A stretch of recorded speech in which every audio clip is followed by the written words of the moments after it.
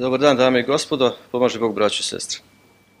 Kao što već rečeno, ja ću nešto reći na temu muslimanske ratne propagande i zloupotrebe holokausta, sjećanja na holokaustu, toj propagandi tokom proteklog rata u Bosni i Hercegovini. Naime, svjedoci smo da je u savremenim ratovima jedno od najjačih oružja svakako propaganda. To se najbolje pokazalo u toku ratova za jugoslovensko nasljeđe, a posebno u toku građanskog rata na teritorijama nekadašnje Socijalističke republike Bosne i Hercegovine. Toj propagandi, prije svega muslimanskoj ratnoj propagandi, dosta su pomogli mnogi zapadni mediji i drugi centri moći koji su mogli da tu propagandu približe prije svega zapadnom čovjeku i, što je najvažnije, zapadnim vladama koji su o mnogo toga odlučivali. Muslimanskoj ratnoj propagandi prethodila je propaganda Stranke demokratske akcije, za koju je glasala izrazita većina muslimanskog stanovništva 90. godine, a ona je već krenula 91. godine i ogledala se u teorijama da se već 91. godine na prostoru Bosne i Hercegovine dešava genocid nad muslimanskim stanovništvom, neke genocidne radnje, i čak se spominjalo da su u te genocidne radnje uključeni i primjeri rušenja ili oštećivanja islamskih spomenika kulture.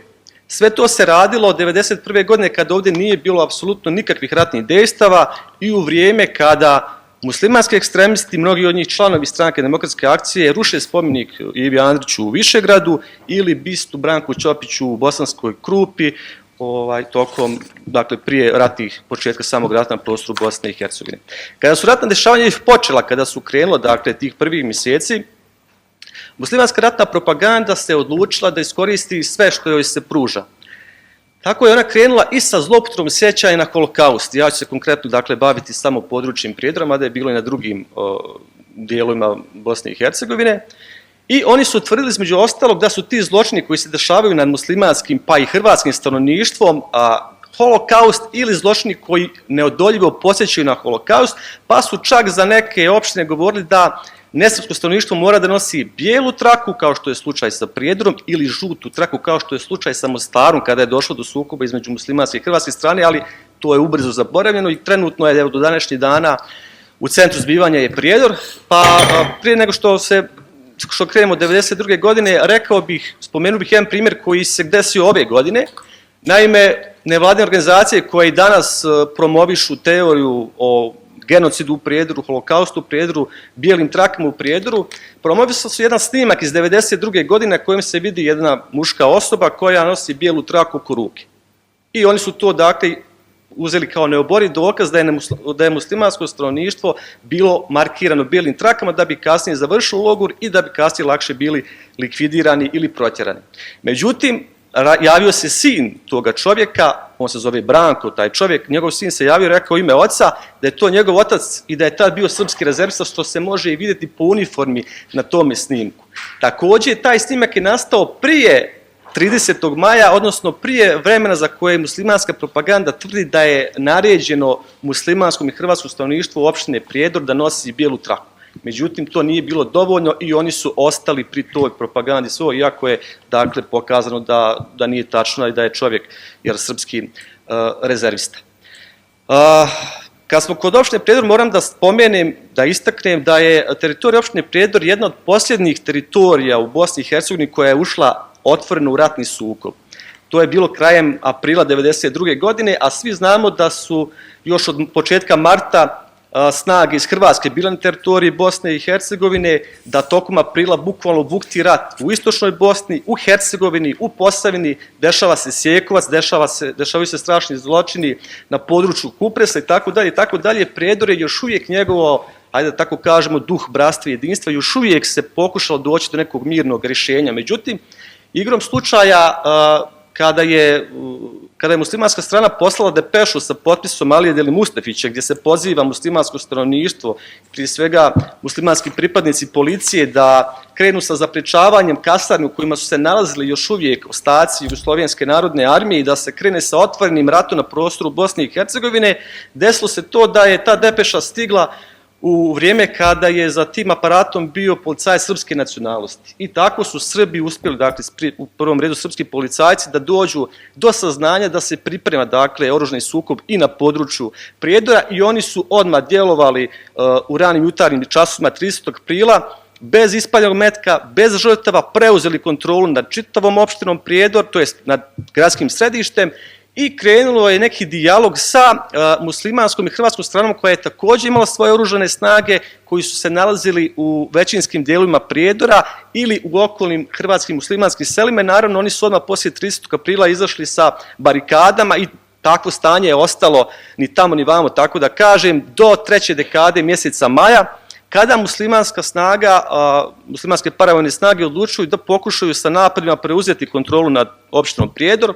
To je krenulo 22. maja, pa zaključno sa 30. majom i konačnim napadom na sam centar grada Prijedora. Dakle, borbe su vođene u užem centru grada.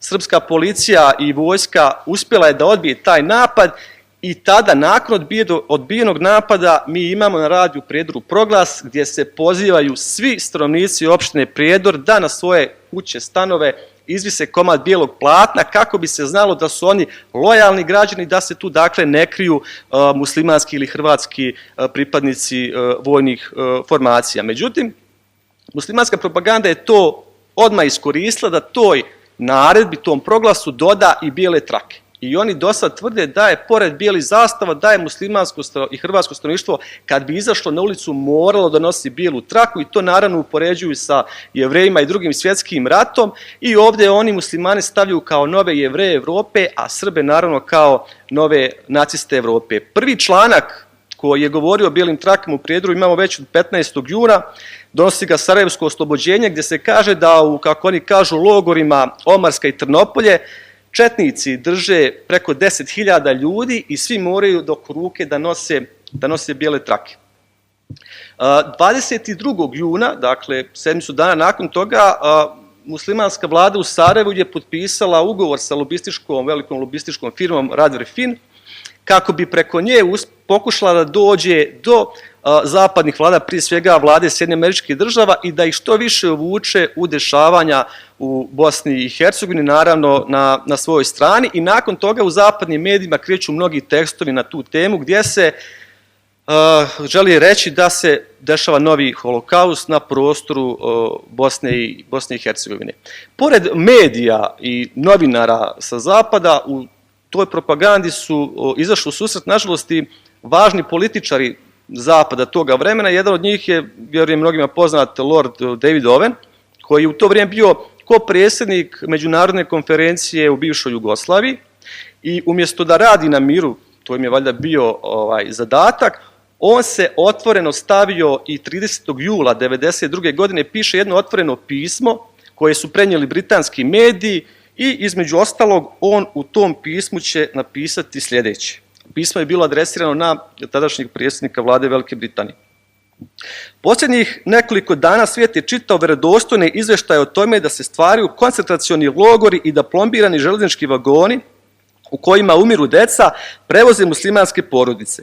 Nije pretjerivanje reći da poslije 50 godina u Europi prisustvujemo prizorima pod groznim nazivom, pod navodnicima, etničko čišćenje, koji kao slika u ogledalu liče na rane faze nacističkog holokausta.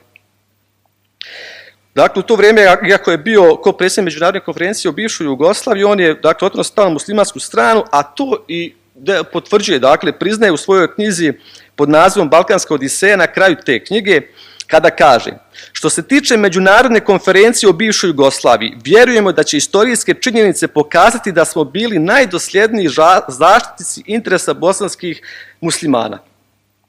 Kada su početkom avgusta 1992. godine britanski novinari, jedna grupa britanskih novinara posjetila opštinu Prijedor i snimala Sabine centre Trnopolje i Omarska, oni nisu mogli da snime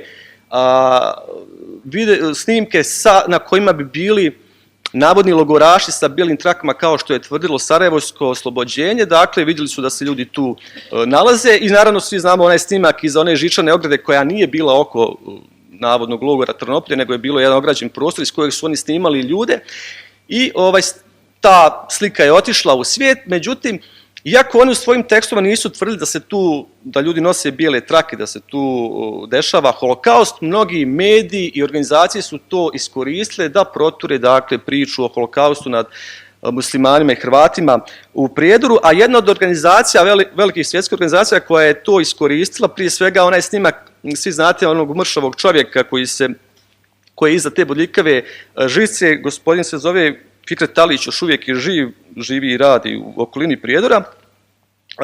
Ljekari svijeta su to iskoristili da nekoliko stotina hiljada velikih plakata odštampaju na kojima se nalazila ta slika, a dodali su joj još, da bude prizor što upečatljiviji i da njihove tvrdnje pokrijepi, stražarsku kulu iz Drugog svjetskog rata koji su bili u logorima tokom Drugog svjetskog rata, i to je dakle polijepljeno po velikim gradovima u Francuskoj. Naravno, druga fotografija je bila Slobodan Milošević i Hitler i naravno paralela novih nacista Evrope, stari i novi nacisti Evrope.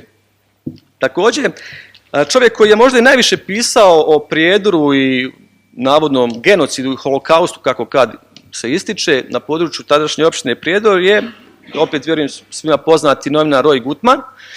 Naime, on također početkom avgusta piše jedan tekst o, kako navodi, logoru smrti Omarska. Sad, zanimljiva je stvar kako on dolazi do podataka o navodnom logoru Omarska. Pa on u svojoj knjizi Svjedok genocida, a da napomenem da je 1993. za svoja pisanja dobio Pulitzerovu nagradu, pa da vidite koja je to doza profesionalizma novinarskog, on kaže: postavivši tako visoke standarde, odmah sam napravio iznimku i napisao reportažu o logoru Omarska koji nisam posjetio, a temeljilo se na iskazima svjedoka iz druge ruke. Svjedok je bila žena previše uplašena da bi sa mnom razgovarala, ali njezino je svjedočenje toliko zaprepastilo muslimansko vodstvo Banja Luke, pa sam ih zamolio da mi izdiktiraju svoje zabilješke. Smatrao sam da se to, ako je Omarska logor smrti, mora objaviti kako bi uzbunilo druge. Možda nema načina da se o tome izvijesti s mjesta događaja, ali objavljena priča iskusnog novinara u ozbiljnim novinama trebala bi da izazove zanimanje službenog Vašingtona. Na moj zahtjev kolege iz Newsday-a uzbunili su sve veće vladine agencije. Dakle, bez dokaza, čak bez svjedoka, prenoseći informacije jedne od zaraćenih snaga, ovaj put muslimanskih političara iz Banja Luke, on objavljuje članak, ali iz ovoga se vidi šta je bio cilj toga članka, a to je da se uzbuni vlada Sjedinjenih Američkih Država, i naravno taj posao je dobro odrađen i vlada i Sjedinjenih Američkih Država i mnogi zapadni su bile uzbunjene i stale su u odbranu ljudskih prava na prostoru Bosne i Hercegovine.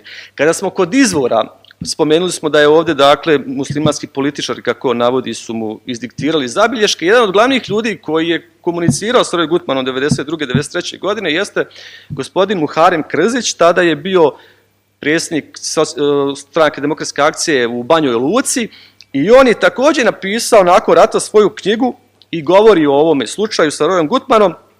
I on kaže da je znao da je on jevrejskog porijekla i zato je nastojao da preko priče o holokaustu utiče na njega da on muslimansku propagandu prenese ostatku svijeta.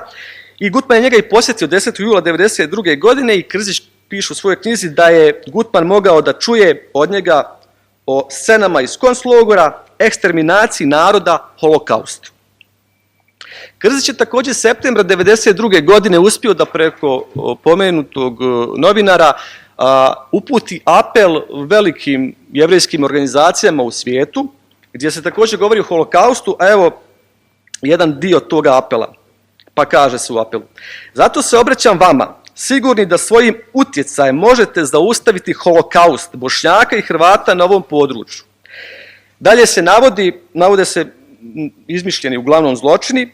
Jedan od takvih je, citiram, masakr nad preko 15.000 civila u Prijedoru, a zatim, nakon toga, jedna velika laž, kaže: nedavno u Prijedoru ugušiše u Atmos komori tvornice keramičkih pločica 167 Bošnjaka, žena, djece i muškaraca. Ali to gušenje nije bilo trenutno kao uz pomoć ciklona B, već u hermetički zatvorenoj komori. Agonija je trajala satima. Dakle, nastojalo se reći da se dešava novi holokaust, ali još gori, dakle, da Muslimansko stanovništvo u Prijedoru strada gorom smrću od Jevreja tokom Drugog svjetskog rata. U svojim člancima Gutman i ostali zapadni novinari koji su učestvovali u ovoj priči su dehumanizovali srpsko stanovništvo u Bosni i Hercegovini, pa se u tim člancima moglo čitati i ovako, i o radikalnim srpskim nacionalistima, srpskim zarobljivačima, srpskim osvajačima, srpskim tamničarima, srpskim logorima smrti itd. itd. Najveći uspjeh, dakle, muslimanske ratne propagande i njihovih lobby firmi koji su angažovali bilo je uspješno pridobijanje prije svega velikih liberalnih jevrejskih organizacija, ali kako kažu ljudi koji su u tome učestvovali, kao što je James Harf, zamjenik direktora velike lobističke firme Rader Fin, u intervju 1993. godine za jednu francusku medijsku kuću, kaže to je bilo osjetljivo pitanje i kada mu je novinar rekao da ali vi niste imali nikakve dokaze o tome što ste širili, što ste pričali i pisali, on će njemu da odgovori. Naš posao nije da provjeravamo istinitost informacija, nemamo resurse za to. Naš posao je da ubrzamo protok informacija koje nam odgovaraju i da ih usmjerimo prema pažljivo odabranim metama. Nismo potvrđivali postojanje logora smrti u Bosni, samo smo razglasili da Newsday tako tvrdi. Mi smo profesionalci, imali smo posao i obavili smo ga. Ne plaća nas da morališemo. Dakle, očita je zloupotreba holokausta iz ovih riječi, dakle, šta je bio cilj te zloupotrebe, a dvije činjenice, između ostalih činjenica, možda vjerovatno dvije glavne činjenice koje su doprinijele da ova propaganda uspije jesu sljedeće. Naime, 1993. godine u Vašingtonu se otvara... Vrijeme, kolega, vrijeme. Minut probili ste vrijeme.